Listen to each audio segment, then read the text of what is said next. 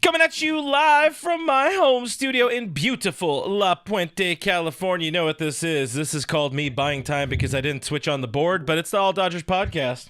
Meh, meh, meh, meh, meh, meh.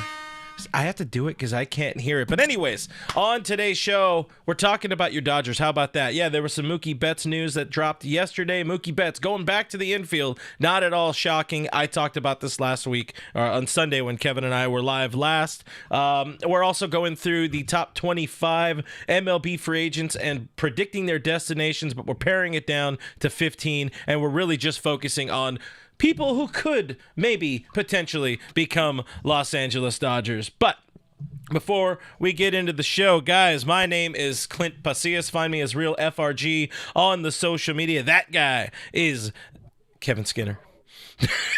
At Skinner 7 Kevin. Skinner 7 Kevin, how are you doing? It is a thirsty Thursday, but I don't have a drink because I'm gonna be drinking. Look at us, we're being so sober. High five. Oh, well, I don't know about that one. I'm just not drinking now. Oh, not right now. But chat, appreciate you guys hanging out with us. We'll be diving into the chat. Let us know where you're representing your Dodgers fandom tonight. I see Charlie Stokes saying, hey, Clint, it's a good night to talk about Dodger baseball. And we believe in that firmly here. Every night's a good night to talk about Dodger baseball. Yeah, if you're watching the show, though, drop into the comments, have a conversation. We're going to be bringing you guys in and out of the conversation that we're having. Again, first off, we will be focusing on the Gavin Lux, Mookie Betts, how the infield sort of shakes out for the Dodgers in 2025, or Daniel Barry Sports Highlights says 2025 champs. So we like that. Let's go ahead and let's hit a coin. That's a couple of points right there at the Barry, at the Barry minimum. All right, I'm gonna stop here for a second. Let me do the Bet Online thing, guys. Bet Online is the world's most trusted betting platform and your number one source for online betting. From the earliest odds to in-game live betting, BetOnline provides you with all the action and the ability to watch games as they happen. With the largest selection of odds on everything from football to NBA to college basketball, NHL, UFC, MMA, it's all there. BetOnline. Head to the website today. Get in on the action with America's most trusted platform for online wagering. Of course, this is if you're able to bet in your area. Bet online. The game starts here. Now, let's talk Mookie Betts, because Dodgers GM Brandon Gomes said yesterday at just about the same time, I mean, literally minutes after I say on Dodgers territory, I can see the Dodgers potentially trading Gavin Lux because I think they really want Mookie Betts back on the infield. Brandon Gomes tells us Mookie Betts is probably almost definitely moving back to the infield. That's what he tells reporters. The plan is to move Mookie back. I'm sure Kevin here got happy for a second, thinking maybe, perhaps, shortstop. Us normal people would say, hey, most likely, perhaps second base. But for me, right off the bat, I love the idea of Mookie moving back to second base. And I say that, moving back to the infield. Spoiler alert, it will be second base. But I love the idea because as important as it was to me for him to move back out to the outfield, I wanted center field at one point. Right field obviously made a lot of sense for the World Championship Dodgers. But to have him move out to the outfield then made a lot of sense. But to have him bring him back into the infield, I just like it. I think it's good for him long term. I think that's where Mookie wants to be, and I think his future is as the starting second baseman moving forward for the Dodgers. But what are your opinions on it? And go ahead and talk shortstop Mookie Betts. So first and foremost, I do think this is the right move. Just the infield in general, it's what he wanted to play last year, and then Gavin Lux couldn't hack it, so they had to move him to second base, which was still, or he had to move him to shortstop, which was still the right move at the time. He gets injured, he comes back, and then instead of having to fight an injury and rehab and learn a new position, they just moved him to right field where he's the most comfortable. And look, it worked out, obviously. Yeah. I mean, the man's won 6 Gold Gloves back there. He's a tremendous outfielder. He'll go down as one of the best right fielders of all time. So that's a no-brainer. Going into this year, though, I think the Dodgers, and we said this on the last podcast, is I think they needed to honor what he wanted. I think the conversation needed to be had of, okay, Mook, you did what we did literally everything we asked you to last year. You moved to second base, then you moved to shortstop, and then we said, hey, can you go back to the outfield? And you did it too. So this year, if you're a $365 million man, I should probably turn this on. we should, do what he wants a little bit. Yeah. So I like him coming back to the infield. He even admitted that it's easier on his body. Now, for me, I think give him an entire offseason to learn shortstop. Just give it to him. Uh-huh. He admits that was his position growing up. He's wanted to play there before. He still kind of does. But his opportunity at the major league level, at the peaks of baseball, was with a week's worth of notice. Yeah. That's tough to do, and he had to learn on the job. And then he went to Korea, came back, didn't really get, there's a whole time change. There's a lot to be said about how rough that is on the body, let alone having to play a professional sport at the highest level afterwards. So I think moving back to short, just give him the entire offseason. Say, hey, man, you've got one offseason to learn this. And believe in him, because I think, in my opinion, if Max Muncy can learn to play third base as well as he hasn't turned himself into, 2021 Nolan Arenado or current day Manny Machado, but he's serviceable. He's good enough. I definitely think Mookie Betts can become good enough at shortstop, and all of a sudden you don't have to spend the Dodgers don't have to spend the probably upper 20s, low 30s in millions a year on a Willy Adames. Yeah. And you get to keep Gavin Lux. I know he's a polarizing figure, but he plays a good enough second base. He's a contact bat. He doesn't strike out a ton. He's a good bat in this lineup. This time spring training 2023, we were all clamoring for Gavin Lux to get his opportunity in the infield because of how good he was in the year prior. Yeah. When healthy. Prior to his neck injury. So we know that the talent is there. He can do it. I think a Mookie Lux infield is perfectly serviceable. And I also think it allows you to bring back someone like a Teoscar Hernandez, because I don't think realistically they're going to be able to sign Willy Adames and Teoscar. We'll talk more about that when we talk free agents, destinations later on the show. I think that this team does print money to a degree. I think it will be a lot more difficult for them to sign both Teoscar Hernandez and Willy Adames, but I don't disagree with a lot of your points there. I think Mookie Betts can be a lot better at shortstop given an off season's worth of work. However, given his age, just kind of the way he talked about playing shortstop as well. This is a man that has never really failed. He hasn't failed much in his life, in his endeavors. But he talked about the challenges. He talked about getting kind of, paraphrasing here, kicked in the teeth there, learning on the job. And it was very much learning on the job. Credit to him for saying, I'll do whatever the team needs, because that's how yipped up Gavin Lux was at the end of spring training last year. Even early in spring training, that was the situation that unfolded. That said, I can't see them, knowing that in the long run, they'll most likely want him at second base. I can't see them buying one more year of Mookie at second base. He's again one more year older. At shortstop, he'll be one more year older by the time we get to next year. And then I understand that there's another shortstop. There could be more shortstops available. Maybe somebody in the organization steps up, and Alex Freeland. They do have some younger shortstops, so they need a little bit of a gap. And you do have stop gaps with Tommy Edman laying around. I'll sit here and say that I don't know if I feel comfortable with the concept of Tommy Edman being right now anointed the everyday starting shortstop next year. I think he was solid. I think he's a Gold Glove defender. He made some really good plays. He also botched a couple. Didn't have a lot of work there himself. I think he's a phenomenal backup, break in case of emergency. Clearly he can do it. And as of this moment, he is a World Series champion shortstop. But I don't know if this is me, starting to tease towards a Willy Adames. That said, look, listen, there's two paths here for Gavin Lux, and I don't think either path is second base. I really don't. It's either he is going to put in work. Either way, he's putting in work at shortstop. This whole offseason, he's going to be working his ass off at Dodger Stadium. We will all start seeing the videos soon enough of him working at Dodger Stadium with Dino Ebel, whoever else is going to be there. Gavin Lux is going to be learning shortstop. His biggest value to this team, if he wants to be on it, is as a shortstop. So there's two paths for Gavin Lux. It is going to be as a shortstop or as a trade piece. Now, talked a little bit about the idea of a trade. I've thrown out just concepts of a trade with like the White Sox, Garrett Crochet, revisiting a deal with that. The White Sox are reportedly listening on Garrett Crochet. Bob Nightingale said today that they will, quote, trade him this winter. It will happen, and we could always trust Bob.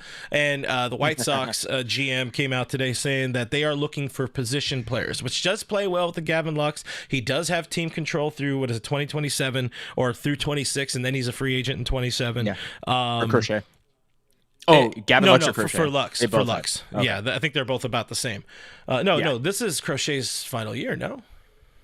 No, I forget. Oh, that's right. He does have more. The Dodgers do surprisingly have some position player depth that they could trade in a Crochet deal, and I don't know if you consider Gavin Lux a headliner in that, but if it's a Lux and a Cartaya and James Outman, and then also like another good piece, like not to say Cartaya isn't a good piece and Lux isn't a good piece, but somebody else that has some upside, whether that be, I already said it earlier, Alex Freeland, Noah Miller.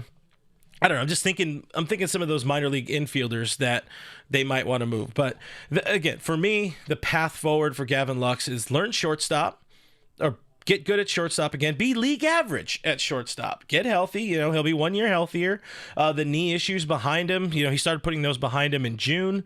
And if he is kind of the guy, if the Dodgers do say, we'll give you a chance at shortstop, again, they do have two break in case of emergency guys again in Tommy Edman and Miguel Rojas. So, but that's for me, that's a two paths. Mookie Betts is going to be the starting second baseman. I'm sorry. Sorry to you mainly. That's fair. I don't see Gavin Lux playing shortstop for the Dodgers simply because the same problem exists. It was never his athleticism. It was never his knee. It was always his arm. He has one of the worst arms in baseball that makes that throw to first base incredibly difficult. We saw it in spring training. I know he got the yips at a point, but he was either overthrowing Freddie or spiking the ball. It was never anything. He never hit his chest. He never had a good one hop like we saw JT do over and over and over again in Max Muncy. So I don't see it unless, Gavin Lux gets anchor arms from SpongeBob. I don't see him magically becoming a good shortstop. In terms of a trade, I'm out on Crochet. Personally, he had a terrible second half. He had a 569 OPS against in the first half, nice. And 823 OPS in the second OPS against in the second half. It was a 302 ERA versus a 512.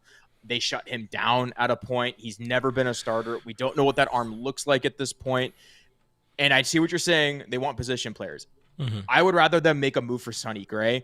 He has 1 year less of team control, so he's much cheaper. He's a bona fide starter. He's started over 120 innings 3 of the last 4 years. He's a lot cheaper trade-wise. And the reason I say that is because maybe you can trade a Gavin Lux and pair it with Chris Taylor and some of his contract and alleviate a little bit of that for a 35-year-old at that point, Sonny Gray. Because if you're trading a Gavin Lux with, 2 to 3 years of team control, that doesn't read, hey, yeah, I want a starting pitcher for a 35-year-old starting pitcher for 1 year. So maybe you can package a little bit of Chris Taylor's money because they're also looking for position players. Yeah. And all of a sudden you've got a real deal. Crochet is just going to be a little too expensive and a little too much of a question mark for me, especially when you started adding like Cartaya and then another good piece. When you say expensive, you mean prospect wise or return wise? Yeah, because he's got a super team friendly deal right now. I think he's only making $15 million next year or something like that for somebody who is ace level. I love the fact that he's left-handed. That goes a long way. As great as Sonny Gray has been throughout his career, he's also on the wrong side. I'd rather see them explore re-signing Jack Flaherty, and spoiler alert for later on in the show, I don't think Jack Flaherty comes back. As much as I love Sonny Gray, hey, would you also try to get Nolan Arenado in the trade? I'm sorry. No, because you can't trade Chris Taylor for Nolan Arenado. Yeah. Those are mutually exclusive. I from what we've seen, reports today or yesterday, reports this week say that the Cardinals are looking to cut some salary, and Sonny Gray is one of those guys. They're very much focusing on potentially being moved this winter, this off season. We got a $1.99 super chat from Mr. John Rod 7. Thank you, Mr. John Rod, hanging out with us. Says no shortstop. We're talking about Mookie Betts here back there. So trying to save his body, not bury it. I think he can handle it. It would require some, maybe another day off per week, which as he gets a little bit older, I'm not opposed to Mookie Betts getting an extra day off per week, even though that's not really his prerogative right now, as the team has Freddie Freeman on it, who expects everybody to play 161 games a year. But that said, wait on. I still don't see Mookie Betts happening. Nando 390 a little bit ago says Lux opportunity lasted all but a few games at spring training. Yeah, it did, but again, he was coming off the injury, and as much as he didn't want to admit it at the time, he was in his head still about that knee, and rightfully so. He hadn't even been one full calendar year removed from surgery at that point. So, I was in my head about his knee, even in the offseason. I forgot at one point when we were talking about his struggles, and then eventually him coming out mentioning the fact that he was kind of worried about the plant and like really pushing down with that right leg, that right knee as part of his swing. I had mentioned that in a show a year, not a year ago, but whatever, like early in the offseason, like one of the concerns I would have is him mentally not being able to get over that hurdle, or it affecting his swing, which it ultimately did. But we saw him get over it, and when he's right, when he's healthy, when he's in the right mindset, he's a very good platoon player at the bare minimum. And maybe that means the Dodgers are going to be in the market for somebody who is a free agent. We'll talk with Adames a little bit later. But yeah, that's kind of the situation. The Dodgers have created themselves conversation this winter. Young Yi would rather see the Dodgers sign Blake Snell and trade for Garrett Crochet. I do like Crochet. I would love to see Crochet in a real organization. You got to figure, Crochet second half. What did the White Sox have going on? Absolutely not. You saw how miserable Miggy Vargas was. I know, but he's got to, baseball is the sport where once you're out of it, you've got to play for yourself. And if he tanked his trade market by saying, I want to play for a contender and I won't play for them unless I resign or get an extension. And then he didn't perform either. So in terms of trying to establish himself, he wanted to be a starter and they shut him down because he wasn't a good starter in the second half. Those are real red flags that I have to trade really like a lot of capital, trade capital prospect, for a player. Yeah, that's a lot. And those are some serious red flags that I don't know if I would be comfortable giving up even a Diego Cartaya, because we know what his upside can be. Gavin Lux, and he's at least a major league starting second baseman, where we don't even know if Garrett Crochet is a major league starting pitcher. He might still just be a reliever that occasionally can give you some length. Like, I'm okay though, because I'm okay leveraging the potential of somebody like Diego Cartaya, who's never going to he doesn't have a path to playing time as a Dodger. At no point in time will he have a path to playing time. At some point, it will be Dalton rushing season, and he's somebody who could maybe back up Will Smith while also playing left field. But there's not a path to playing time at any point for Diego Cartaya, and the organization is plainly just not in on his defensive ability, and like other parts of his game still developing. He's taken last couple seasons taken some massive steps backwards. If you have any value for him, if the White Sox are looking to sort of build something, you do have a catcher of the present and the future in a Diego Cartaya, and this is something I'd said on Dodgers territory.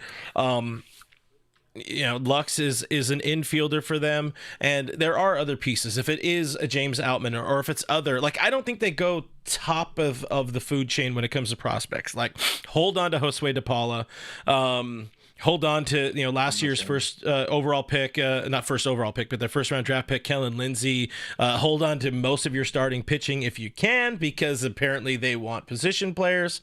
If it is some of these other dudes that are more than likely never going to see the light of day in Dodger blue, or at least at the big league level, like, trade them now. This is the window we got to take advantage of now. Next year is, you got everybody still like there. There's still a Muncy, there's still a Will, there's still a Freddie, there's still Mookie, Shohei. All these people, take advantage while you can, I guess. And that said, to button it up, I don't know. Yesterday I was really like all in on the idea, and we'll get out of here in a second. Before I read the super chat as well from Richie Flores, thank you very much, Richard, for the $10 super chat. But yesterday I was all in on the idea. I really did think, Gavin Lux's days are numbered in the organization, but today I've thought about it more. And thinking a lot about like the Willy Adames free agency that we are going to talk about in just a couple minutes. I really do think the organization will consider giving Lux one more chance to figure out how to play shortstop, because we have seen it. When he filled in for Corey Seager in 21 with the hamstring, he was perfectly passable shortstop. I've seen worse shortstops with lesser arms. Shout out David Eckstein. Play the shortstop position. Win World Series, plural, as, a 5'4" shortstop with no throwing ability. Gavin has a little bit more of an arm. It's just about the footwork. It's about the compete. Maybe clean his locker, if you guys watched On Base with Mookie Betts and Dave Roberts. But I do think they're going to give him one more chance. It's one of their boys. He's still cheap. He's projected to get I think a raise to $2.7 million in arbitration. He's still very cheap, and he's under team control. If you can save some money and move it around, I think pitching is more of an area of need or concern when you consider the state of the rotation, especially as it is at this moment. But $9.99 super chat from our friend Richie Flores. Thank you very much, Rich, for hanging out with us. He says trading Mad Max and Edmund for Arenado is a great idea. Sincerely, guys wearing sweatpants after taking Viagra. We need healthy pitchers. Can't depend on the Catman, May, and Kirsch. The first part I will ignore. Alana made herself the dork of the week on Fair Territory today. She understood that she had I think how she said it was like, it started out as a great idea and then I did not word it well.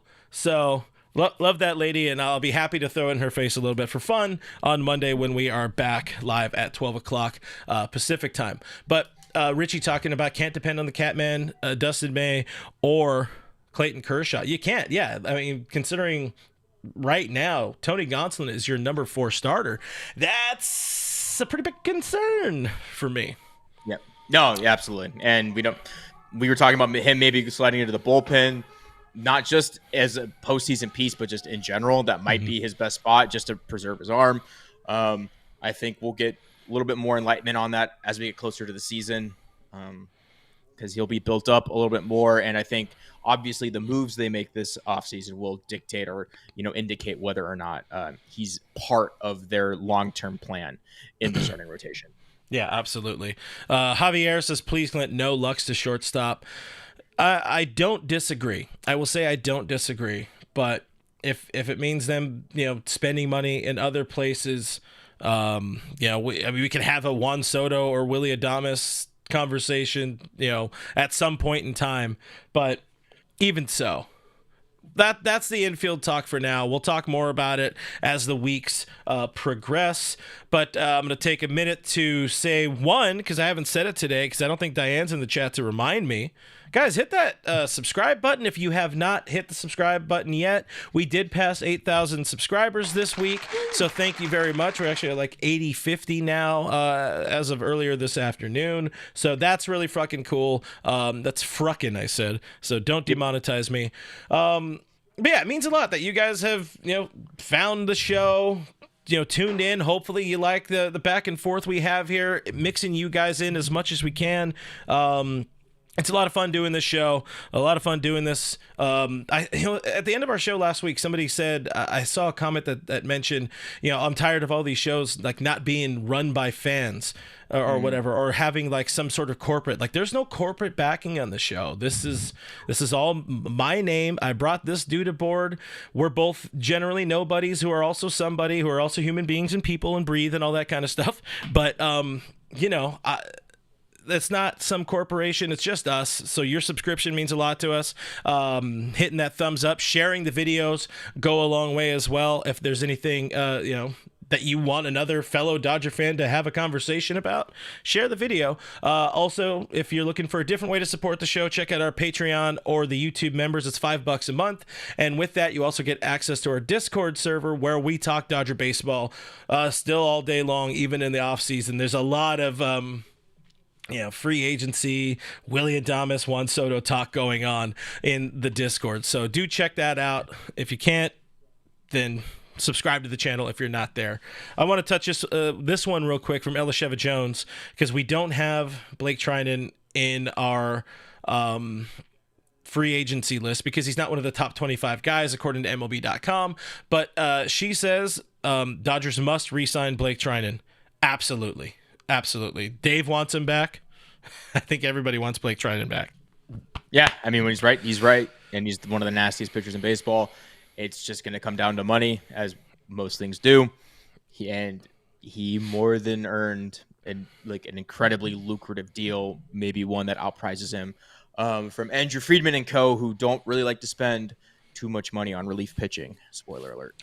Yeah, they do not. They do not. And I appreciate that. But yeah, let's talk free agency. I think that's a big thing. We have, it's top 25 free agent destinations around MLB, but in reality, it's more so the top 15 free agents, but it's not even the top 15 that MLB.com. It's top 15 players that we think the Dodgers could or should be linked to at some point throughout this very long offseason. Again, this list is using MLB.com's list. We start right at the top with Mr. Juan Soto. Listen, we know the Dodgers will be talking to Juan Soto. I think they already have, or if not, there's some sort of conversations happening very soon, because I think Juan Soto's camp is in LA at the moment, if I read something right. But the Dodgers are going to be talking to Juan Soto's camp, i.e. Scott Boras, this offseason. I'm sure they'll be talking to him a lot at different points in time. Could they sign him, and should they sign him? That is the conversation here when we're talking about Juan Soto. I will give you the floor, because we've talked around this. We've also kind of talked about it. But do you think the Dodgers will be honestly in on Juan Soto, knowing that he is a Scott Boras guy? So to answer all of those questions, could they and should they? The answer to both of those is yes. Will they? And honestly, the answer is no. I think with Scott, Juan Soto has made it very well known that he wants to be a very well-paid player. He even said that he's going to listen to any and all. He's not going to turn down anyone as long as the contract and the money is there. Scott Boras is his agent. It's a match made in Scrooge McDuck's heaven. So I don't see the Dodgers forking up the amount of money that's probably going to be needed for him. We're talking a potential record-breaking contract. I've seen a lot of numbers thrown around. The big one is an AAV over $47 million in present-day value, because that beats Shohei's current contract.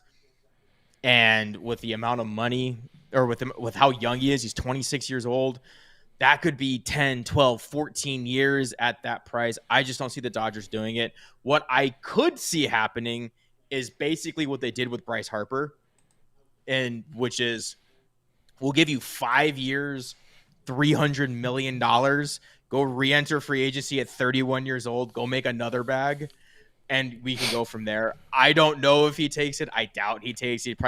That's probably something that gets released after he signs, and we kind of look at it and go, of course they did. But I don't see them realistically offering, 14 years at, whatever 14 times 47 is. Yeah. Well, the funny thing is, I think it's going to be more. There's a lot of factors at play here. One, I don't know if any one is higher or lower on the list. First thing that comes to mind is the Scott Boras factor. Like, Scotty Boras needs a win. After last offseason, it was an embarrassment for Scott Boras. Absolutely, he needs a lot of money, and he's started this offseason off pretty poorly with the Garrett Cole thing. Garrett Cole thought he was going to get an extra year and $36 million guaranteed. The Yankees said, "No, we're not comfortable with that," and they was like, "Okay, can I come back, please?" That's the way I'm paraphrasing it. So Scott Boras, for arguably the best pure hitter since Barry Bonds. No steroids. for him to take a deal where he re-enters free agency, yeah, there's probably going to be an opt-out in there, but to have it be a for sure short deal, I just can't envision him being okay with that. And on the flip side with Soto, listen, he wants to be he wants to have one of the longest contracts. He wants to have one of the highest, AAVs of all time, which he will break. My prediction is I've been set at 13 years, $650 million. So now we bring in the other factor. I don't know, in thinking with my Andrew Friedman cap, I don't know that I'm comfortable going to that rate for that long. Because it's a lot of money while you already have guys like Yamamoto, Shohei Ohtani, Mookie Betts making a lot of money through all of those years, and then especially Shohei later on into that contract. So I think, listen, at the root of it, you absolutely want Juan Soto's bat in your lineup. He is, I would say, the best, like, pound for pound hitter, slugger, on-base machine in baseball today. Like Shohei's not very far behind, but this dude just gets on base. We saw him in the postseason. Like, he's proven everything. He's already a World Series champion as a very young player as well with the Washington Nationals. But when it comes to the money, when it comes to the Boris factor, when it comes to the fact that the Dodgers already have a lot of money committed, and people love to say they print money, but the reason this organization is able to have this sustainability over the past 12 years and going is because they do go back to the farm. They do care about, bringing up people that are cheaper so they can backfill other spots around the roster. So I don't see that. I see them being in. I don't see them getting him. And there's another final major factor. This offseason, Steve Cohen will not be outbid. Juan Soto is going to be a New York Met. It's probably going to be like a 15-year deal just because of the absurdity of Steve Cohen. But Cohen and the Mets got that taste. He got the taste of the postseason. They got back much sooner than they thought after trading away Scherzer and Verlander the 2023 trade deadline. You bring in Juan Soto to pair with Francisco Lindor. Maybe they bring back Pete Alonso. Like, it's a frightening lineup. And then, again, if you're talking about somebody who prints money, it's Steve Cohen. And, for reasons we don't need to name, he's probably going to just end up making more money all of a sudden over the next, let's say, about 4 years. So he's going to want Juan Soto. He got the taste of being that close to the World Series, and he wants to get there. Juan Soto will be a New York Met.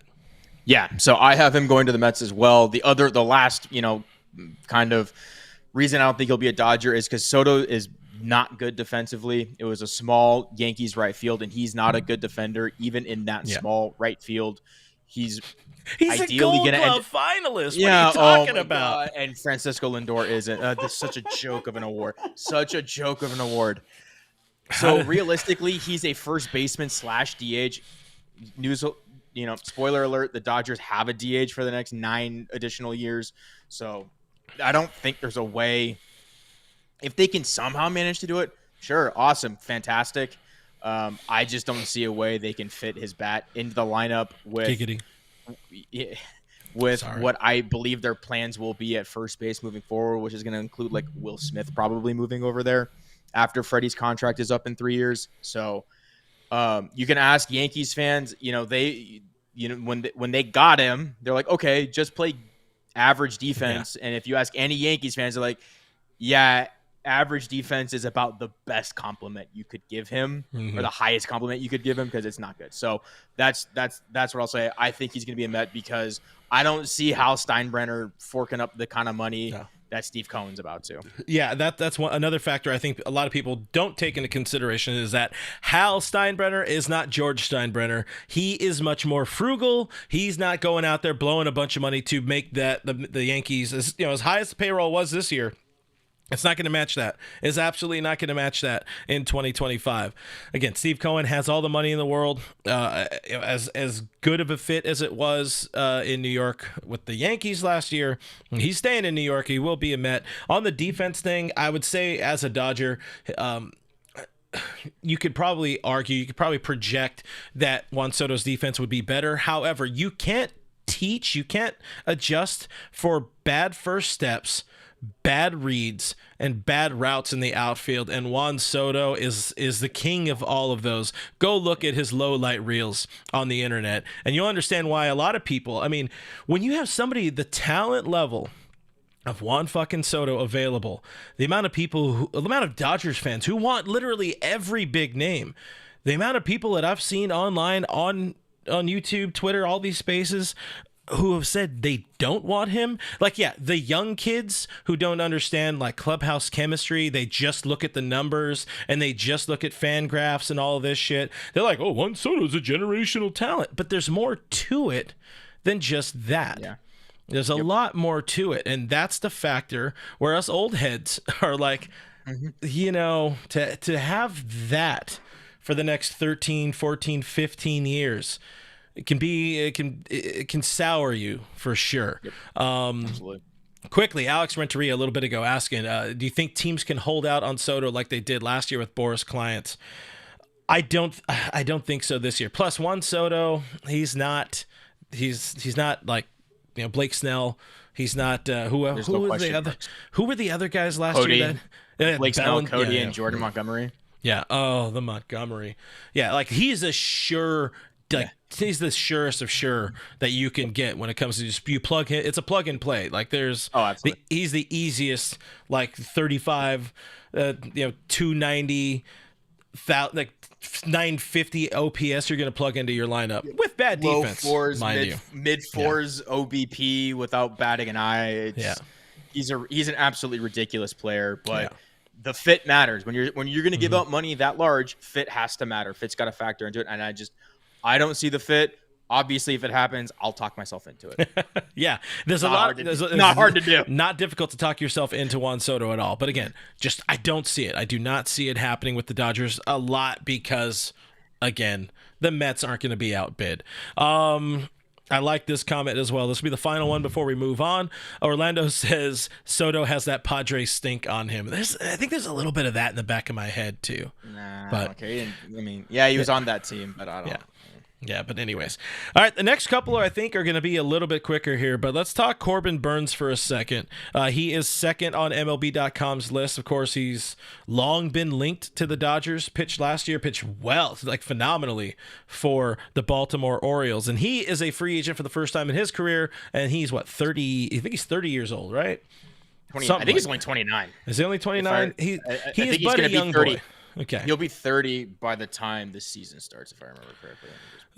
So he just turned 30. He just turned 30. That's what, that is what I thought I had read about him. We'll make Corbin Burnes quicker and sweeter because I don't think the Dodgers they'll be in on him. There will be conversations. I don't think they'll sign him. No, I don't either. He's just the way the rotation is currently constructed. They don't need an ace. They could use one. Every team could use another one because pitch. You never have enough pitching, but they don't need an ace. The teams that I actually think he could go to, like the Giants or the Rangers, Red Sox types teams that could use it. The Giants need somebody else besides Logan Webb. Rangers are losing Max Scherzer, so they need someone else besides DeGrom, and the Red Sox and maybe Nate Eovaldi. Yeah, and maybe Nate Eovaldi. Exactly. And then the Red Sox just don't have anybody, really. So those teams are in desperate need of an ace where I don't think the Dodgers will pay. He'll probably make minimum 30 a year with how good he is. And it's also an innings thing. Like, this dude just posts. Yes. He has 167 is the lowest since 2021. And I think he pitched every game in 2020. So, the dude just posts at an elite level. He's going to get the bag. And I don't think the Dodgers are going to be interested in another bag for a pitcher.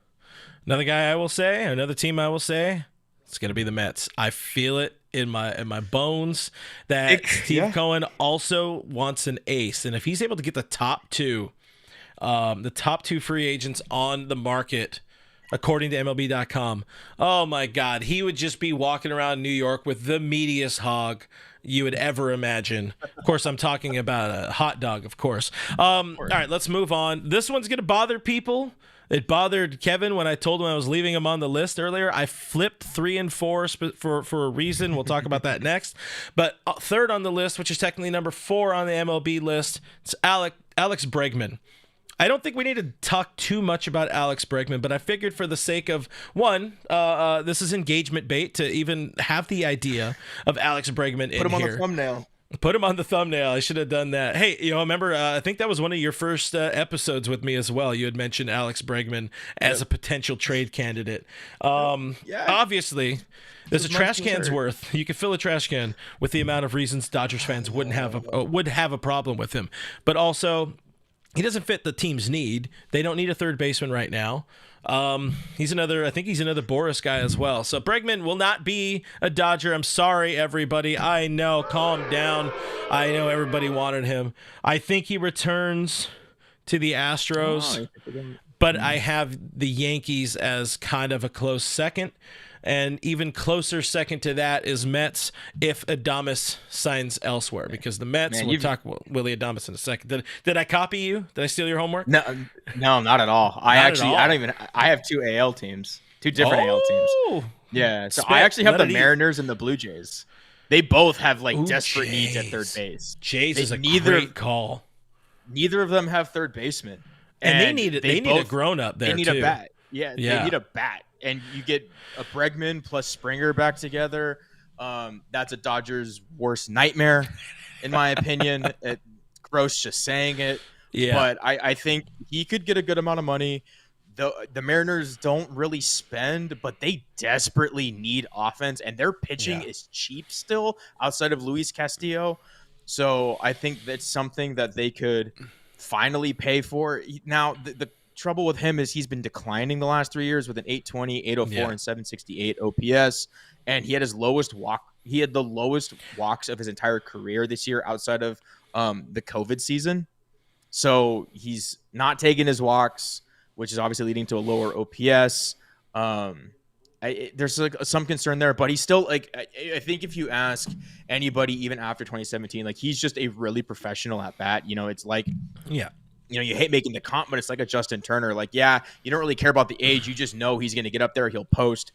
He's not really going to look overmatched. He can put the ball in play. But I see Mariners or Blue Jays finally locking down a third baseman because they need it.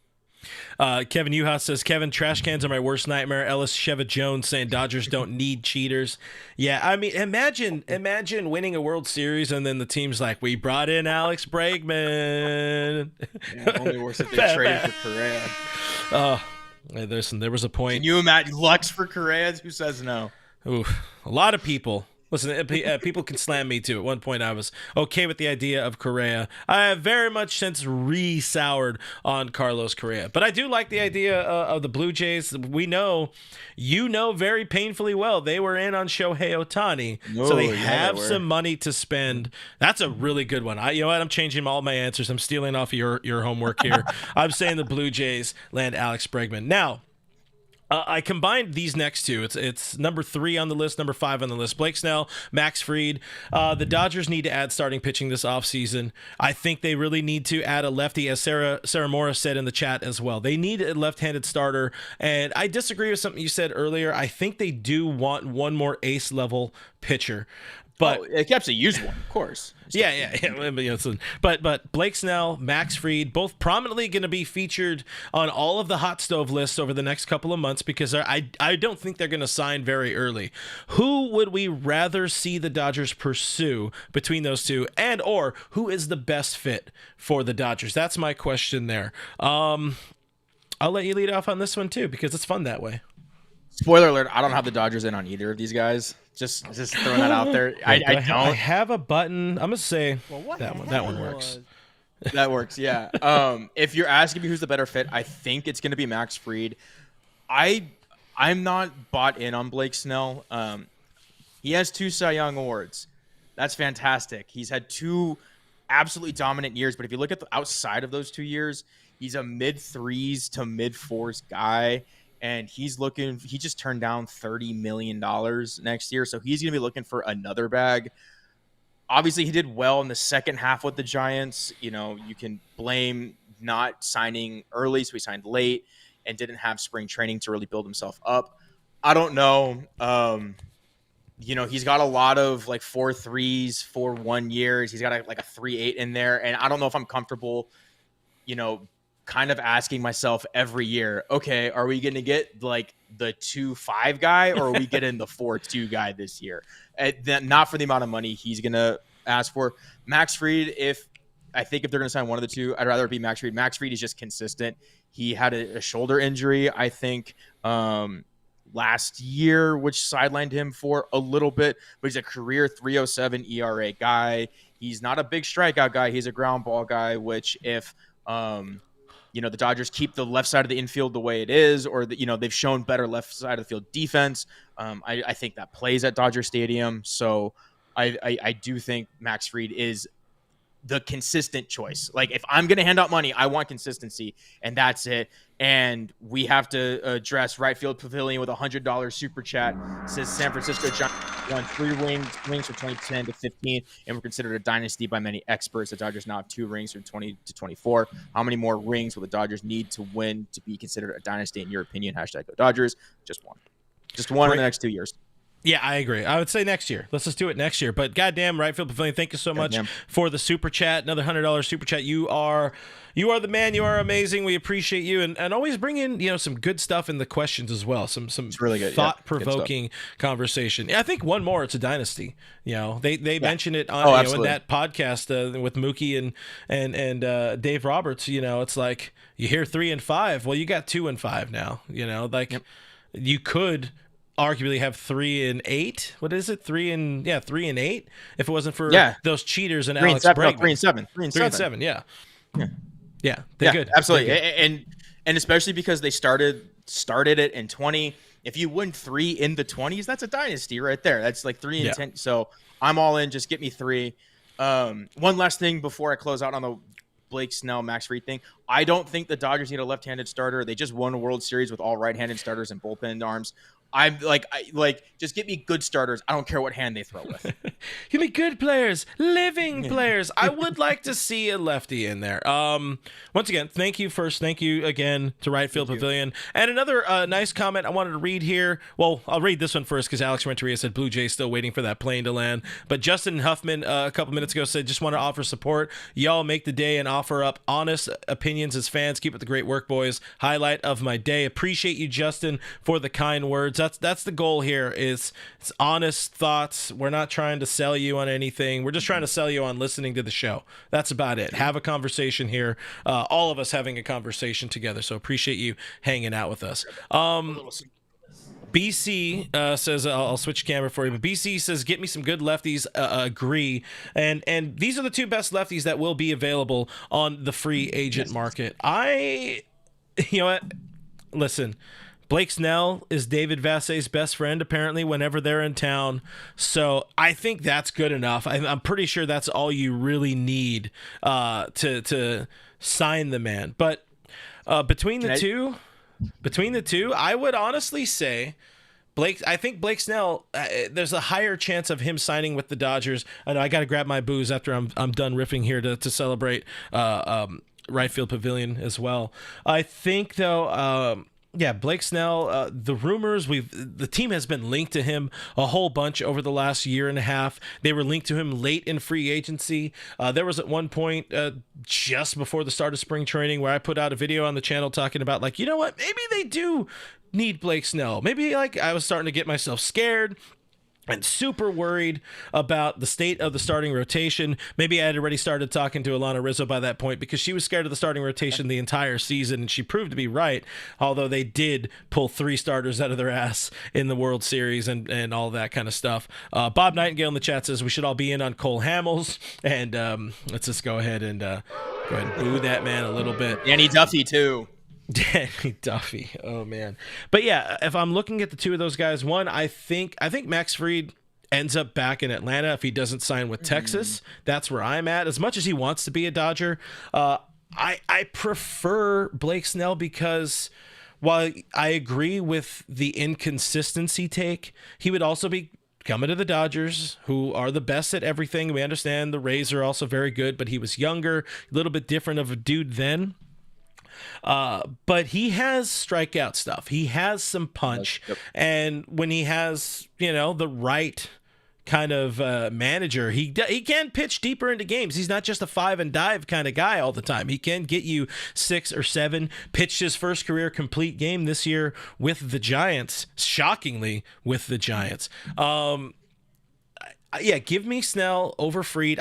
I do think they'll be in play on both. I really do think there'll be a lot of conversations. I wouldn't be surprised if the Dodgers ended up landing Max Fried because, there is that consistency. There is innings, and if, you look at the starting rotation, again, as it stands, Shohei Ohtani had missed all of 2024 as a pitcher, is coming back, hasn't really ever finished a season, a full season pitching and hitting healthy. Yamamoto had the shoulder issue. His shoulder fell off for 3 months. The other guy, Tyler Glasnow, wasn't even pitching in September. So there's a lot of concerns. There's a lot of issues. There's a lot of things to worry about with the current guys. And then, of course, you got Gonsolin, who missed the entire 2024 season. You have Dustin May, who literally cannot stay healthy if his life depended on it. You need one of those guys, and I prefer Snell, but again, if it is Fried, he gives you innings and he gives you that consistent veteran presence in the 4 or 3 or whatever spot they put him in the starting rotation. So, where did you have Snell going? Okay, so I had him going back to the Padres or the Angels. Ooh. It seems like such an arty move. Because Snell, we know Snell has a preference for the left coast. Artie loves bringing in big names on contracts that he maybe spent a little too much for. I don't know. It's something. He just smells like an angel. Just a little, just a hint of Anaheim / Fullerton. Who was the dude, the lefty that he signed from Texas at the same time they signed Josh Hamilton? I can't remember the dude's name. Oh my god! It was a reliever for the Rangers as well, and on those World Series teams and all of that.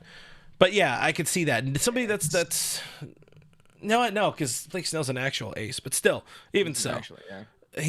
I don't know. Artie's not smart. He's not smart, Artie. I got Fried, Atlanta or Texas, and Snell, Dodgers or Mets, because I still think if the Mets don't get Burns, I think they'll be in on Snell. There you go, CJ Wilson. Yeah. Thank you guys. Thank you in the chat. Appreciate you raking bank. Also appreciate our friend, one of our favorite Kevins here in the chat of many Kevins, but it's Kevin Uhas, $25 super chat. Thank you very much, sir.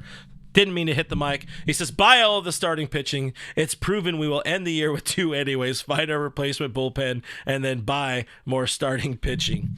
Well, there it is. We got $25 towards buying all of the pitching. All of the pitching. I love it.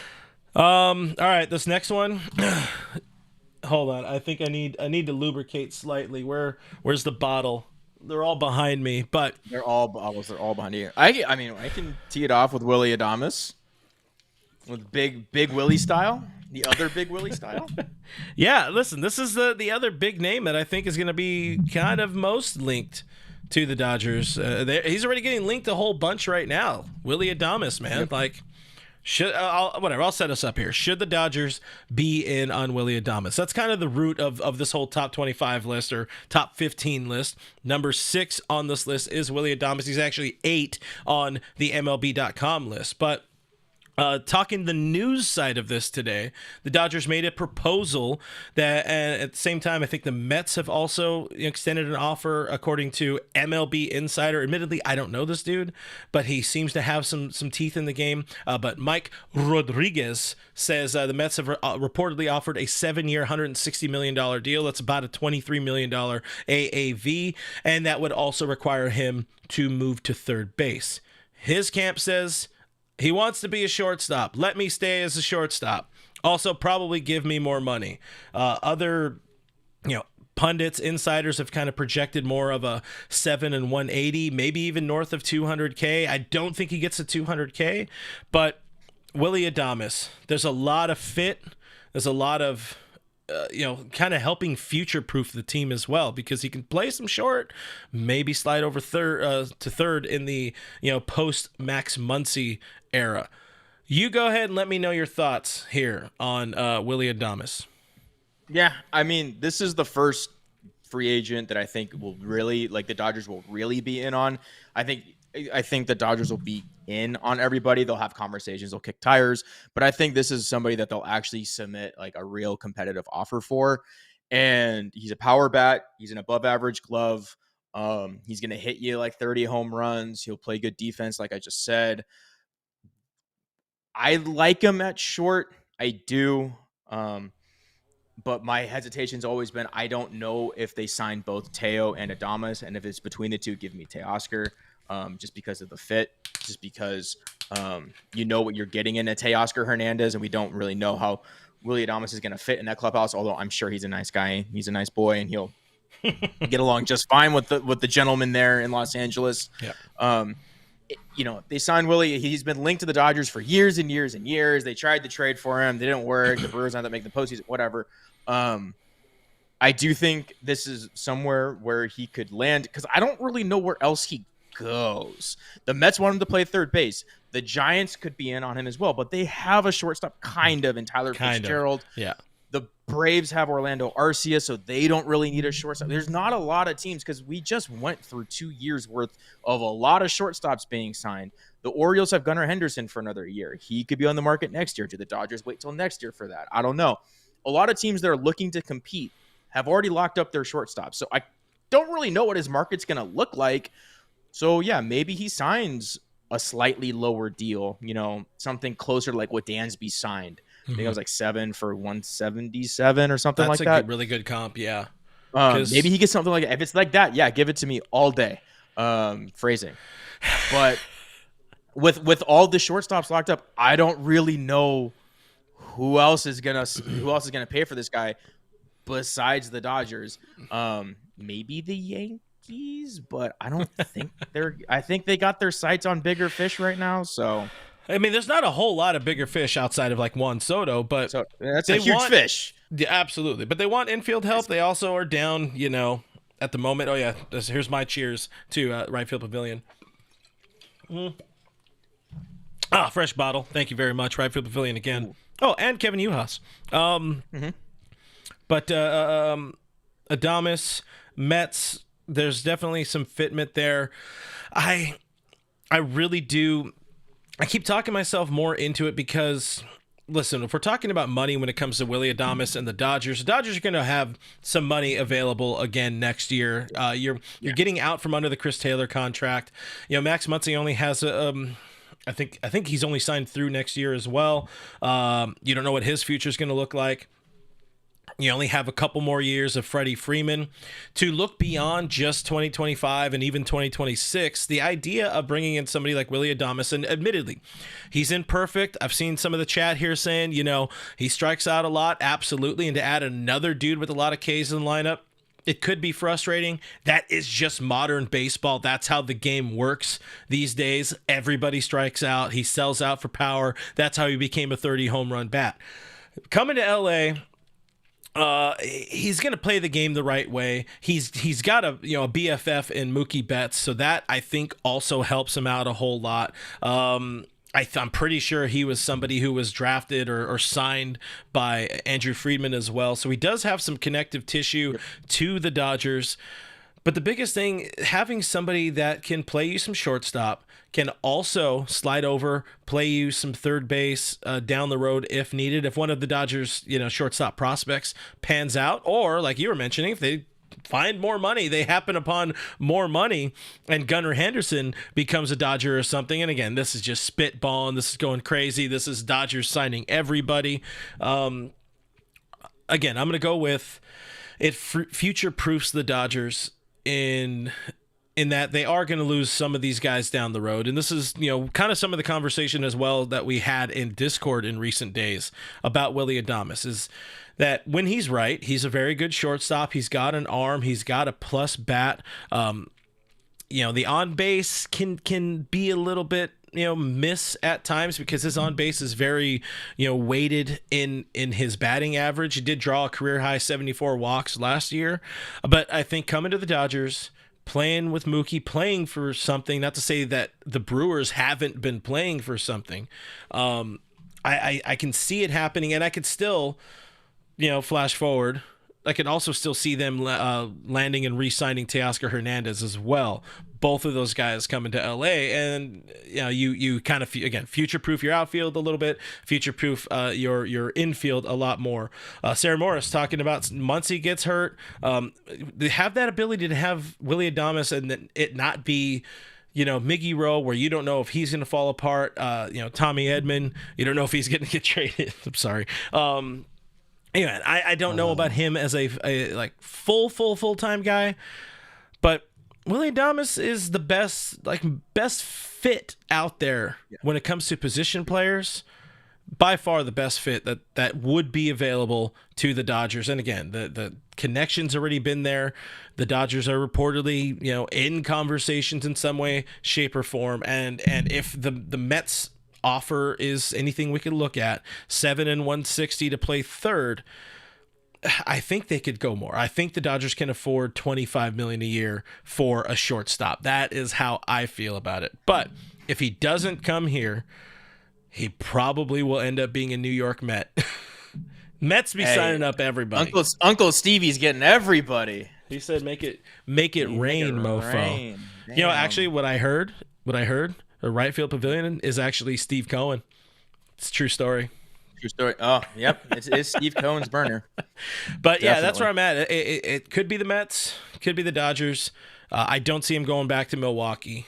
That's kind of where I'm at with Willy Adames. But it's going to be interesting to watch that whole thing kind of continue to play out, because very good ball player, and how long he's been linked to the Dodgers. Maybe, maybe it's time. Maybe it's time he comes to LA. Yeah. And I forgot he was a Friedman guy. He was drafted by the Rays when Friedman was there. So he's been there for a while. Don't get me wrong, I like it. It's just, is the money going to be there? I just hope it doesn't preclude them from re-signing Teoscar. But that's just me. But what do I know? Well, as long as I'm not trying to trade Tommy Edman. Plus that middle infield of Mookie and Willy Adames. That's fun. It'd be nice. That'd be really fun. That's more athleticism in their pinky finger than like most people have on the entire face of the planet. Yeah. Good. I would say a mostly good point here from None220, saying Adames is overrated in his opinion, which is fair. He's the market. It's not robust in shortstops or infielders this year. But pointing out, the Dodgers didn't want to pay Corey Seager, didn't want to pay Trey Turner, and now would be paying him $180 million. Adames $180 million. And there's a difference between $180 million and like $350 million, though. I think that's a big difference.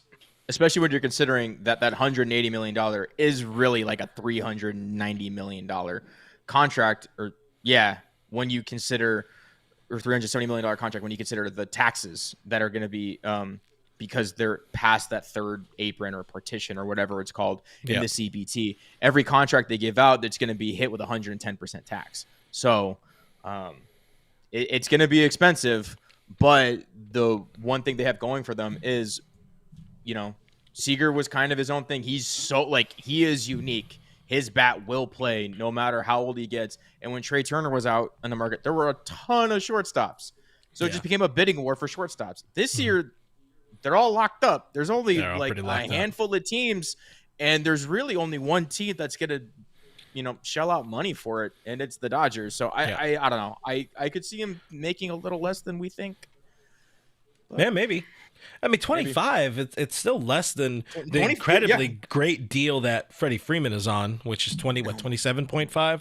$25 million a year for a shortstop that could down the road be your third baseman as well.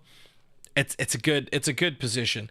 I realize the show has been going on for a while. Looks like there's a bunch of people in the chat. Appreciate you guys hanging out. We'll keep it rolling because we're only at number 6. of our top Next 15. Next ones will go a little bit quicker. Yeah, we'll speed run through a few of these. Let's talk Jack Flaherty. The spoiler on this, asking the question, could we see him return? No, I don't think Jack Flaherty returns. I think he's earned himself a pretty nice payday, and I don't know that the Dodgers want to commit to a pretty nice payday for what they saw with them. On top of that, I see your logic in saying just get me pitchers that can get outs. But I feel like they still have too many right-handed pitchers, especially with Gonsolin returning, with Dustin May returning. I don't see, I'll use the word again, I don't see the fitment with Jack Flaherty. What's your take on Flaherty? Yeah, I don't see him re-signing with the Dodgers. I think he did very well. Thank you, Jack. Thank you for your services. Literally can't win the division, can't win the World Series without him. It's awesome what he did for his hometown team. I actually have him going. I have the Rangers in on a lot of pitchers because they need pitching help really badly. I also have him as a fit for the Orioles, who need kind of a little bit of depth. They have some frontline guys, but they don't really have a number 4 or number 5 or a consistent 4 or 5, and they're losing Corbin Burns potentially. Yeah. So I think Jack Flaherty fits kind of nicely into their rotation, and they don't want to spend top dollar. They want to spend a little bit of money, and I think this is like kind of that sweet spot of, hey, this isn't ace level money, but it's good enough money, and he'll put butts in the seats. Where I'll poke a hole in that is after he was traded there in 23, Flaherty was bad. He was really bad for the Orioles, and I don't know that he left a good taste in their mouth. Phrasing. Somebody in the chat, Mark, is a Mark Davis Hooker in the chat. Been talking in the chat all night. Appreciate you, Mark. But what a phenomenal comment here. This is Jack Flaherty. Is Mike the situation? That's very good. That is some very good stuff. Yeah, he's an interesting character. Very good pitcher. They brought him in, and he did the job he was supposed to do. Yeah, I mean, it wasn't a great Orioles team. I mean, they were better than they had been. And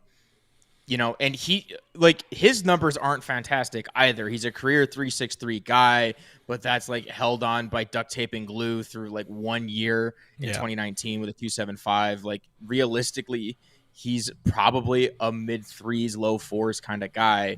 And I think the Dodgers found something. I think the Orioles could just kind of tap back into that. And again, just ask him, hey man, we don't need, because I think when they traded for him, they had just lost their young buck. I can't remember his name. I know you're talking about too. Yeah. He's I think he throws his left hand.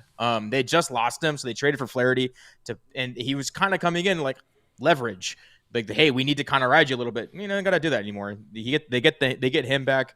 And he just gets to kind of be just a dude in a good team on a good in a good rotation with good fielding behind him. I think is something that to think about as well. Flaherty is inconsistent. Yeah, I agree. Which is kind of why I don't think the Dodgers need him. I think for what he is, I think they'd rather just look at some younger arms or some cheaper arms. There's one guy a little bit later down in this list that I think the Dodgers would be more interested in. Yeah, on the Flaherty, my last point is I think the organization would be more interested in seeing what Tony Gonsolin, Dustin May, eventually Emmett Sheehan look like before. Maybe even Nick Frasso, who will be coming back from shoulder surgery. See some of the guys they already have internal before bringing aboard somebody who, again, perfect. He did his job great in the regular season. He provided some innings. Wasn't phenomenal, but yeah, he did what he was supposed to do. Come here, win a ring. You can go and get the hell out of here. Next, we'll go through these ones definitely a lot quicker. Tanner Scott. I don't think the Dodgers will be in, spoiler, on a reliever. Like you said at the top of this segment as well, that Andrew Friedman does not spend money on top relievers.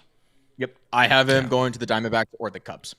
I think both those teams need relief pitching. They'll spend for relief pitching. I think the Diamondbacks want somebody after Paul Sewald, after the Dodgers broke Paul Sewald. That's a good point. They'll need another reliever.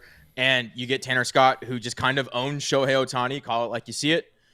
Hey, man, you're going to have to face Shohei Ohtani, 60 times next year. Might as well have a guy that can at least get him out 7, 8, 9 times. That's fair. Oh, I didn't say Flaherty, I think, could be a Yankee, or I think you had also mentioned the Rangers. Flaherty, one of those teams, third down the line. Maybe he does come back to the Dodgers with Tanner Scott. I have a return to San Diego or to the Phillies. I would put the Dodgers like super far back if he happens to fall like super low somehow in his value. But yeah, the Phillies they want some more arms in that bullpen is my feeling. Quickly, Shane Bieber. Really? Oh, go ahead. Okay. No, I was just this is somebody who's not on the list. Rake and bake switching outfielder has 40 homer ability. I think he's talking about Anthony Santander.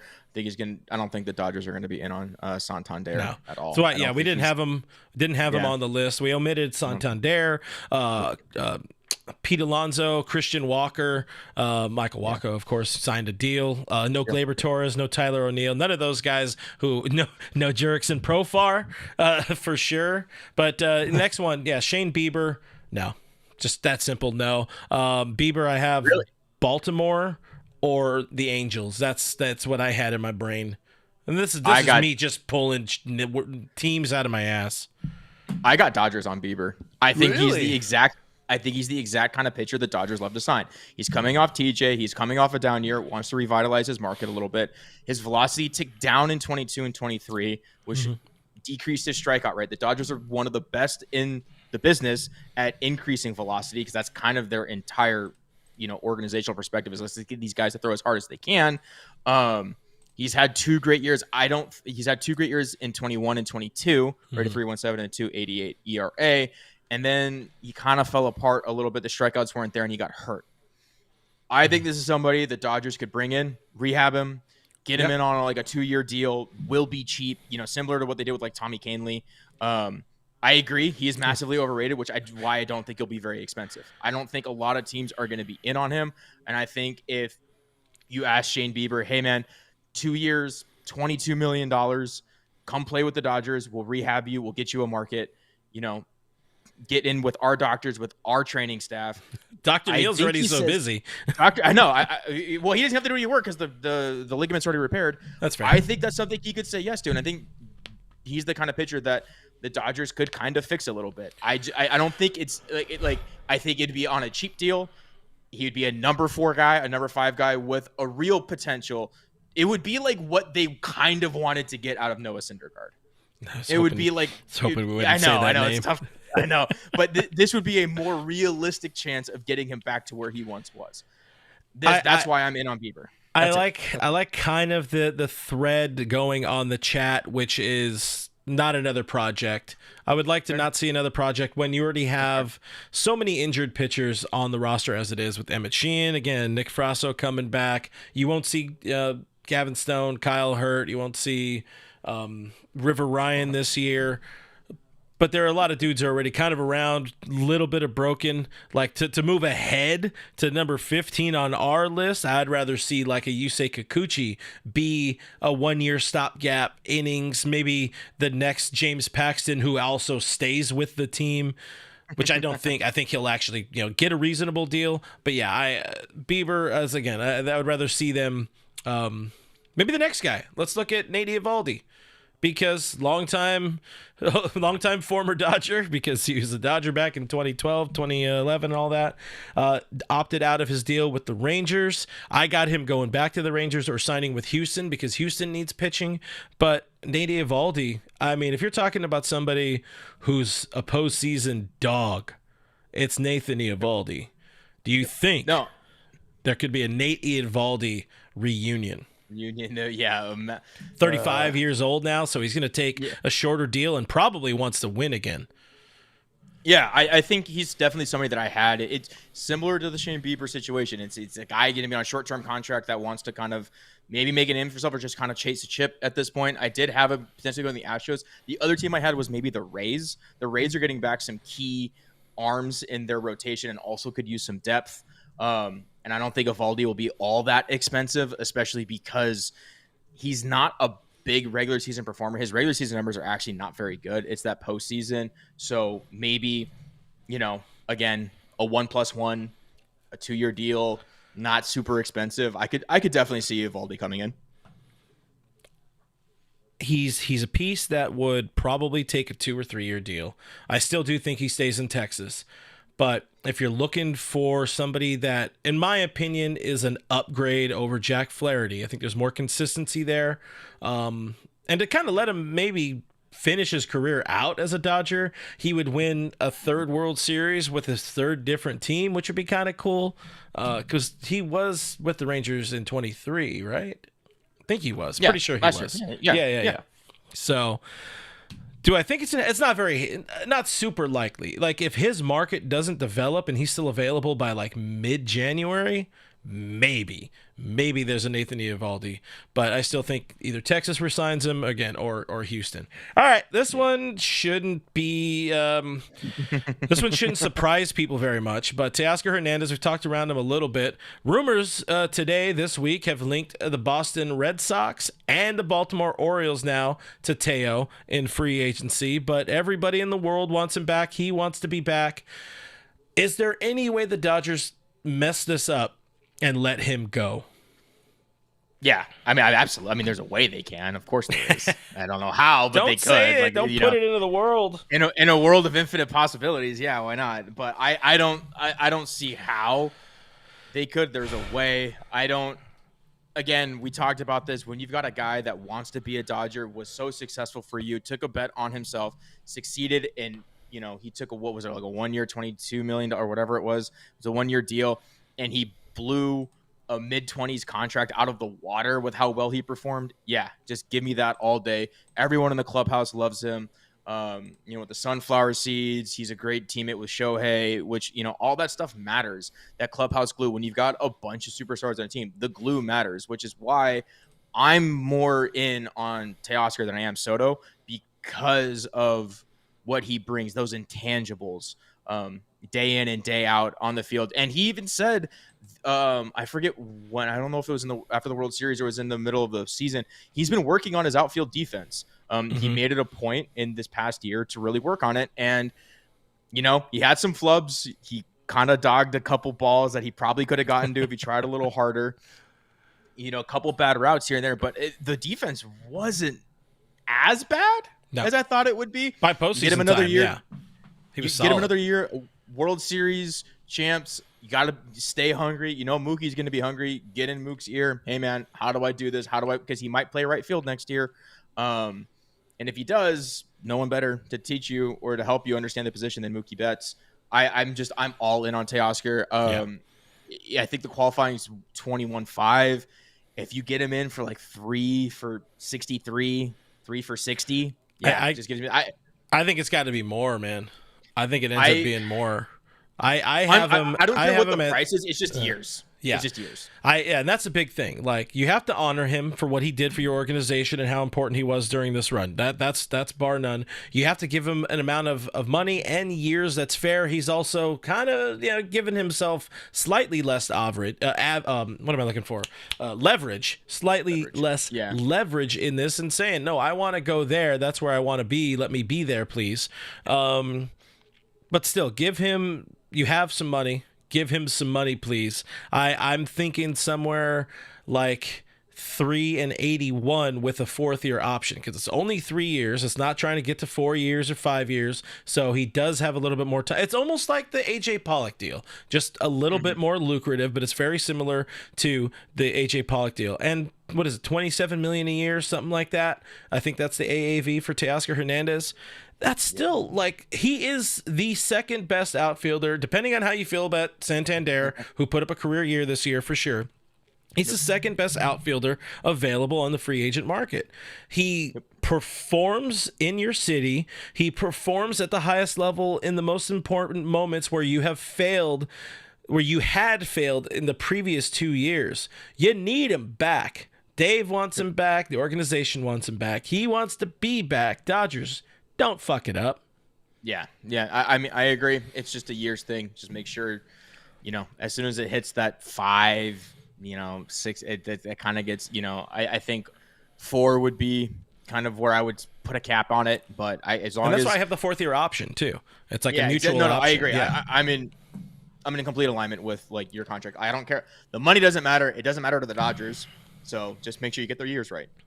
Kenny Chung agrees with the deal. The 80-3 with the option should get it done for Teo. Somebody's saying BC says $27 but $27 million is the same as Freddie and almost as much as Mookie. He's not as good as them. Well, it's a different market. different market now. Things have changed. Mookie signed an incredibly lucrative deal, which he gets. His AAV is like 32, I think it is. Yeah, he signed, it was 12 years, 365. So. Everybody knows that Freddie is undervalued. His deal is undervalued for sure because, once the Braves closed the door, he was like, well, I just want to go there. I don't necessarily care. Just pay me fairly and give me more so that extra year, which was the whole sticking point for Freddie returning to Atlanta. But if you're talking about, DJ Jesse saying no to Soto, that's what it is. It's like you have no outfielders as it is, especially now. Mookie Betts moving into back into the infield. They're not going to get Soto, and Soto's worth double the amount, double the money. And I understand, like Teoscar Hernandez, historically, he's not very good defensively on numbers, but the boy's trying. He's working. Richie Flores says, with the $1.99 super chat, thank you very much, Richard. Says, just sign Teoscar, don't F around and F Juan Soto. So I think he really feels like he's still a Padre. And Joseph Angel brings up a great point. Teo is great in left-handers. I agree. I talked about this in the last podcast. The Dodgers are much maligned with their approach to left-handed pitching. It was always a problem. Basically, Teoscar by himself solved it in one season. So, I just everything about it that fits there. Just get him back. I don't know. Just figure it out. He wants to be back. Like, for a guy who wants to be back, it really shouldn't be that hard to get him back, right? Yeah. It shouldn't be. Yeah. Listen, Shohei Ohtani is helping you out financially to make moves like that happen. And do you think, like, Freddie Freeman cares that, Teoscar Hernandez, who's perceived as not as good as him, is getting almost as much money as him? I don't think he cares. I think he wants to bring it back, bring these boys back, go out and win.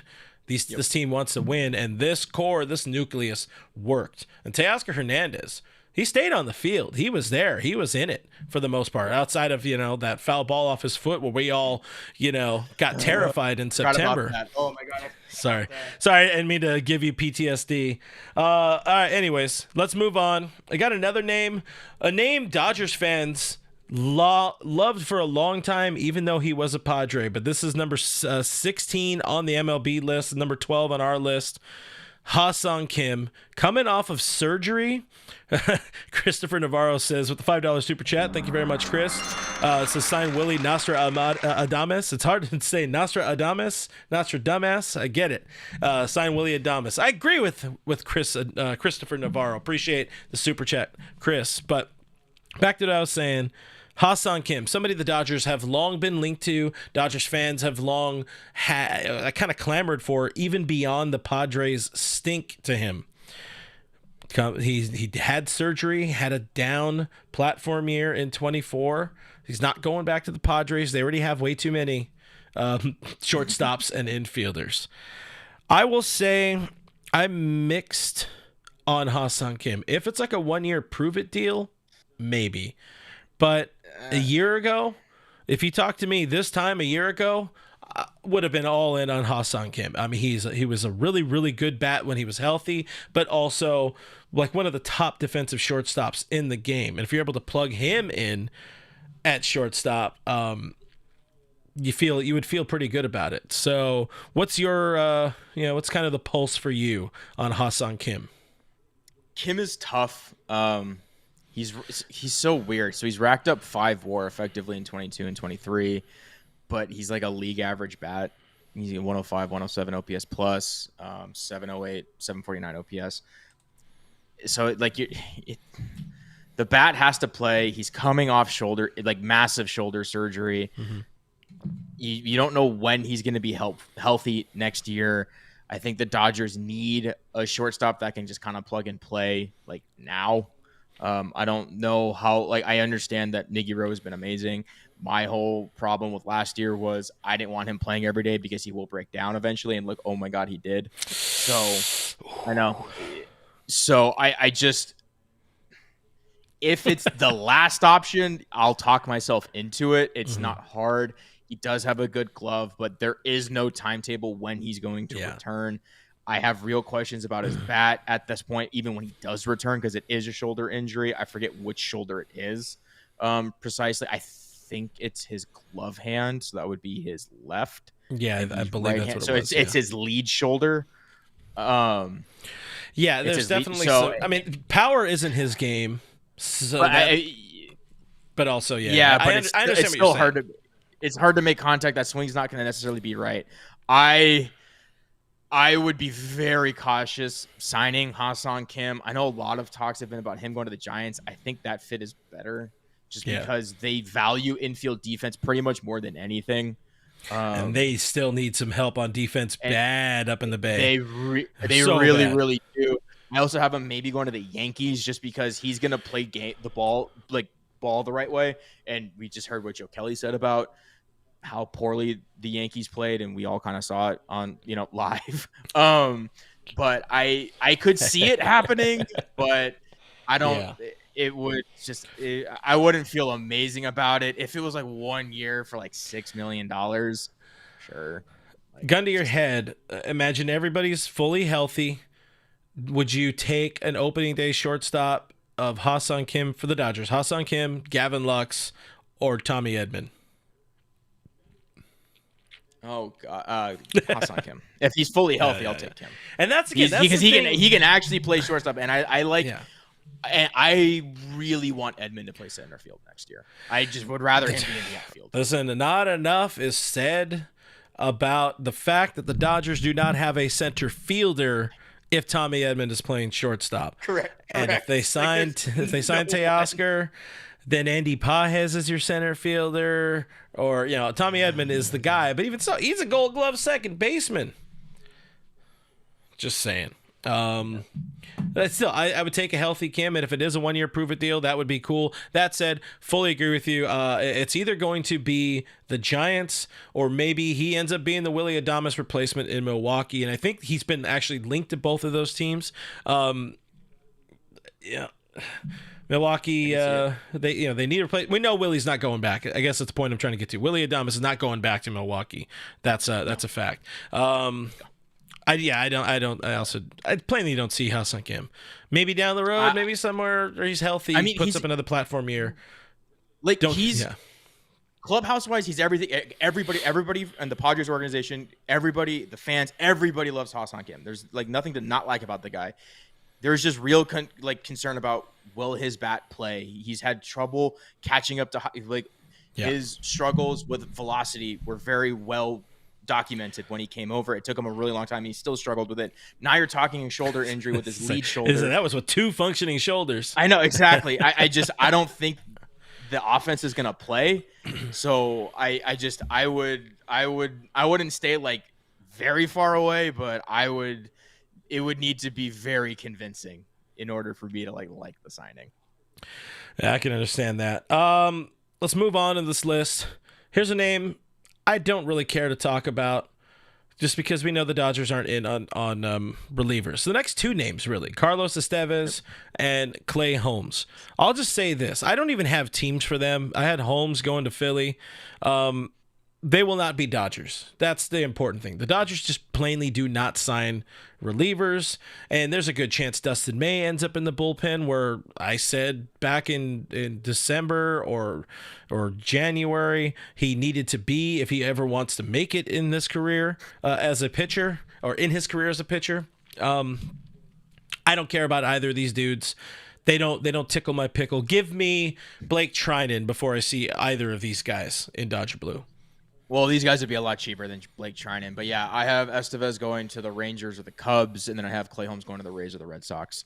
Just Clay Holmes, he lost the Holmes in the Red Sox. Ouch. Yeah, well, exactly. He lost the closing job with the Yankees. I mean, rightfully so. He was bad, but I think the AL East familiarity plays, and then the Rays would want to. Again, they're just kind of a pitching factory, just like the Dodgers. But they actually will occasionally sign a relief pitcher, whereas the Dodgers just never do.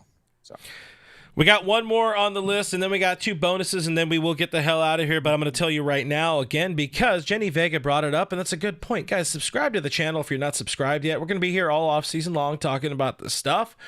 Just bringing honest conversation. We're not trying to sell you on anything. We're just trying to sell you on watching us. That's about it. Talking Dodger baseball. So hopefully you hit that subscribe button. Hit the like button if you have not yet. That's another thing that really helps us out on YouTube. Boost it in the algorithm. Share the show with like-minded Dodger fan friends, that's another thing that really helps out. Now, final name, you say Kikuchi and I say Kikuchi. I'm sorry, I ruined everything. Guys, unsubscribe. Why? I don't blame you. But you say Kikuchi, he was linked to the team last year when they were like linked to everybody at the trade deadline.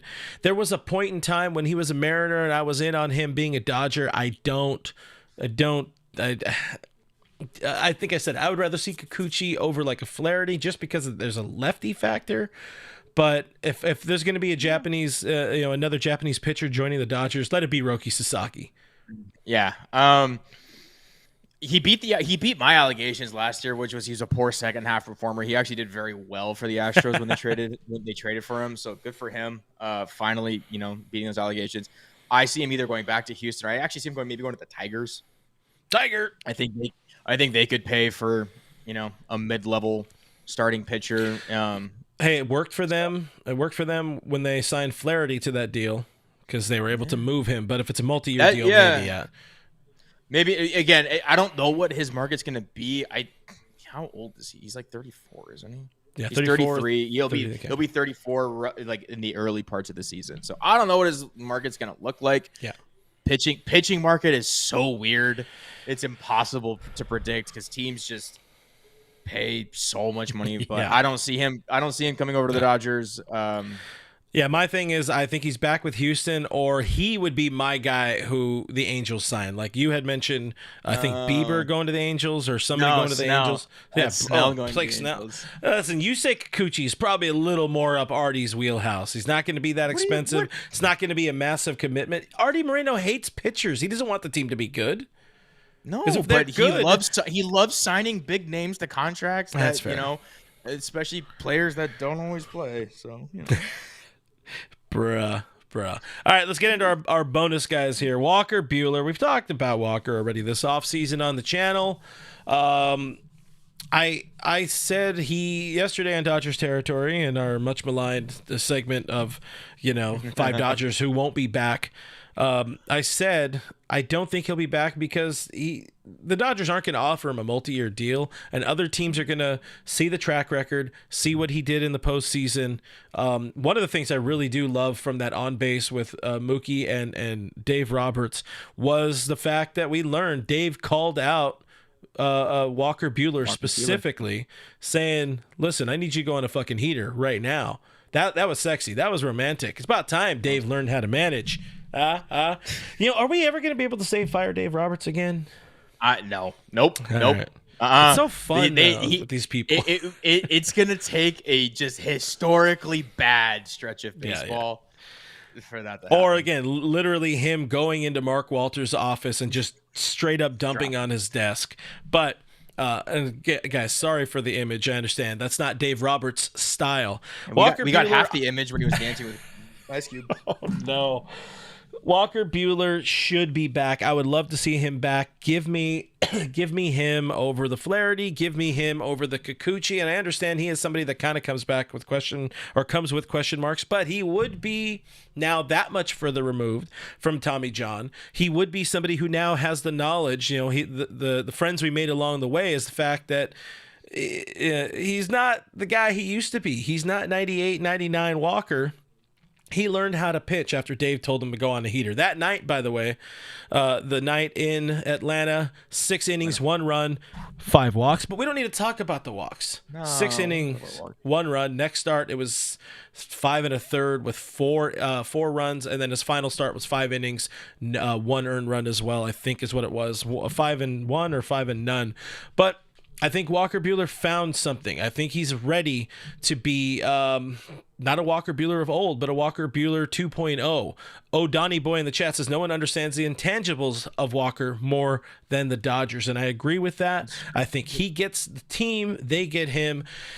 I mean, to have the last image of him be, him wearing Orel Hershiser's jersey, that doesn't sit well with me. He needs to be back.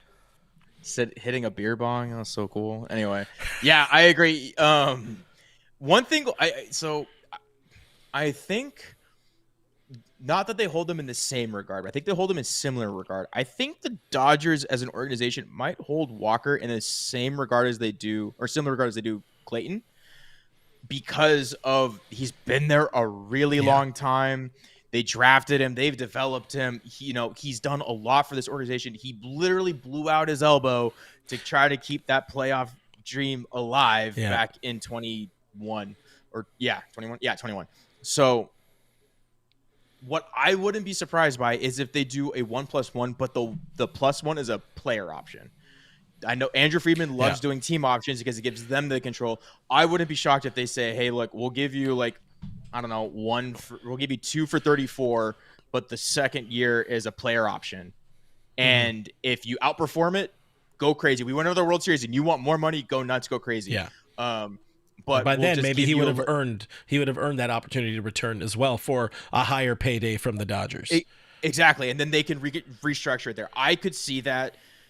They don't do it pretty much ever, but I think like if an exception can be made, it's for Clayton Kershaw and it's for Walker Buehler. So I can see something like that happen. I do think they definitely need to bring him back. I think it would kind of be a bad clubhouse move if he doesn't. I think a lot of people would look around and go, this is an organization known for rewarding its players. Yeah. What the hell happened? Yeah. Ellis Sheva Jones in the chat saying Walker Buehler is a total competitor. He's a postseason dog. You need these guys that step up. And the next guy will be super short on the next bonus guy, Kike Hernandez. I think he needs to be back. I don't know what kind of contract he's looking for. I don't know what kind of contract he thinks he's worth. I don't even know what kind of playing time he thinks he's worth at this point. It's very interesting, but the intangible is that he's very good in a Dodger uniform in the postseason. Generally, he's very good in the postseason. Yeah. And when he's not a Dodger, the Dodgers don't do very well in the postseason. And then, I mean, they also kind of do bad in 23, but that was a whole different story. But Kike, if it's like 2-20, that feels like a lot. But guess what? Chris Taylor's making $17 million with the buyout. Hey, Chris Taylor's making a lot of money. Not till they trade him to the Cardinals for Sonny Gray. Anyways, go ahead. I don't know what he makes. They should bring him back. We were talking about this all last year. It's a lot of people wanted to trade Kike or cut him, or how long can we serve this? Like, guys, this is not why he's here. He's here for October, and look what happened. You got to October, and we were so happy Kike. Like, we were so happy that Kike was there. We didn't want Ross to return. We're like, no, you stay over there. Just stay on the bench, please.